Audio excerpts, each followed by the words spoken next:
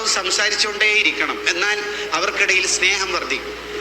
മാനവിക മൂല്യങ്ങൾ കൃത്യമായി പാലിക്കുന്ന മതമാണ് ഇസ്ലാം എന്ന് പറയുന്നത്. സംസാരിക്കണം ഭാര്യയും ഭർത്താവും. ചില ഭർത്താക്കന്മാർ ഒന്നും മിണ്ടൂല, നല്ലോണം മിണ്ടണം അവരോട്. ആയിഷ ബീവി റളിയല്ലാഹു അൻഹ പറയുന്നുണ്ട്, എന്നോട് സംസാരിക്കാനായിട്ട് ഇശായിന് ശേഷം നബി സല്ലല്ലാഹു അലൈഹി വസല്ലം തങ്ങൾ സമയം കണ്ടെത്താറുണ്ട്. നമുക്ക് പിന്നെ റസൂലുള്ളാഹിനെ തിരക്കായോണ്ട് പിന്നെ സമയമില്ലല്ലോ. ചില ഭാര്യമാര് ഭർത്താവിനോട് ചോദിക്കേണ്ട ഗതികേടാണ്. എന്ത്? നിങ്ങൾ ശരിക്കും സത്യം പറയും. ഒരു കാര്യം ചോദിച്ചാൽ പറയാലോ, നിങ്ങൾ എന്നെയാണോ അന്ന് കല്യാണം കഴിച്ചതല്ല മൊബൈലിനാണോ? അല്ല, മനസ്സിലാവാത്തോണ്ട് ചോദിക്കുന്നത്. ഭാര്യൻ്റെ മുമ്പിൽ ആ ഫോണെല്ലാം മാറ്റി വെച്ച് ഓരോട് കിണങ്ങളാ വർത്താൻ, അതൊക്കെ കൂലിയുള്ള കാര്യമാണ്. വെറും നിസ്കാരം നോമ്പ് മാത്രമല്ല കൂലി. തിരിച്ചറിയണം, ഇസ്ലാം പഠിക്കണം, ജീവിതത്തിൽ കൊണ്ടുവരണം. ഉമ്മാക്കി വിളിക്കും, അങ്ങനെ തെറ്റ വിളിക്കും, മറിച്ചവളെന്ന് വിളിക്കും, എന്തെല്ലാം പറയുന്നവളെ.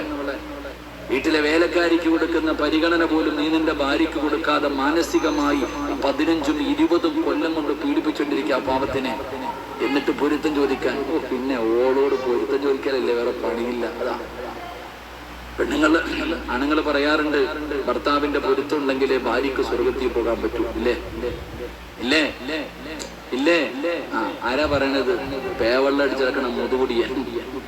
സ്വന്തം പെണ്ണുമ്പിള്ളയ്ക്ക് ചെലവിന് കൊടുക്കാത്ത, പള്ളിയുടെ വെള്ളിയാഴ്ച പോലും പള്ളിയുടെ പടി കയറ്റാത്തവനാ പോയി എന്നിട്ട് പറയണത്, കേക്കടി എങ്ങാരി പ്രസംഗിച്ച കേട്ടോ, എന്റെ പൊരുത്തുണ്ടെങ്കിലേ നിനക്ക് സ്വർഗത്തിൽ പോകാൻ പറ്റൂ. പിന്നെ അള്ളാഹു നമുക്ക് ഈമാൻ തരുമാറാകട്ടെ. താത്ത, നിന്റെ ഭർത്താവിന്റെ പൊരുത്തുണ്ടെങ്കിലേ നിനക്ക് സ്വർഗത്തിൽ പോകാൻ പറ്റൂ. പക്ഷെ ഓന് പോകണമെങ്കിൽ നിന്റെ പൊരുത്തവും വേണം. അള്ളാഹ് എന്താ ഒരു പാലം മാത്രമില്ലല്ലോ, ഒരു പാലം വിട്ട് അങ്ങോട്ടും ഇങ്ങോട്ടും പോണമല്ലോ. നാട് മുഴുവനും കയറി പെണ്ണ് കെട്ടിയിട്ടുണ്ട്, 2-3 കെട്ടിയിട്ടുണ്ട്. ഇങ്ങനെ കെട്ടിയിട്ടിട്ട് വല്ലപ്പോഴും പോവാ, അസ്സലാമു അലൈക്കും, 2 കിലോ അരിയും 1 കിലോ പഞ്ചാരയായിട്ട് പോയിട്ട് തലയും കാണിച്ചിട്ട് വരുന്ന മഹാന്മാർ. ഒരു സഹോദരി വിളിച്ചിട്ട് കരയ, ഉസ്താദേ ഇന്നത്തെ വയലിൽ നിങ്ങൾ പ്രസംഗിക്കണം കേട്ടാ, എന്റെ കുടുംബത്തിൽ ഇബ്ലീസ് നിങ്ങളെ വഴിപിഴപ്പിക്കാതിരിക്കാൻ അല്ലാഹുവിനെ തന്നെ ഏൽപ്പിക്കുക. അതുകൊണ്ടാണ് എല്ലാവരും മുത്തുനബി സല്ലല്ലാഹു അലൈഹി വസല്ലമ തങ്ങൾ പറഞ്ഞത്, നിങ്ങൾക്കൊരു കുഞ്ഞ് ജനിച്ചു കഴിഞ്ഞാൽ ആ കുഞ്ഞിന്റെ വലത്തെ ചെവിയിൽ അല്ലാഹു അക്ബർ അല്ലാഹു അക്ബർ അഷ്ഹദു അല്ലാ ഇലാഹ ഇല്ലല്ലാഹ്, ആ വാങ്ക് നിങ്ങൾ വിളിച്ചു കൊടുക്കണം. ഇടത്തെ ചെവിയിൽ നിങ്ങൾ ഇഖാമത്ത് കൊടുക്കണമെന്ന് നബി മുഹമ്മദ് മുസ്തഫ സല്ലല്ലാഹു അലൈഹി വസല്ലമ തങ്ങൾ പറയാണ്. ഇഖാമത്ത് കൊടുത്തു കഴിഞ്ഞിട്ട് ആ ഇടത്തെ ചെവിയിൽ ഒരു ആയത്ത് കൂടി ഓതി കൊടുക്കാനുണ്ട്.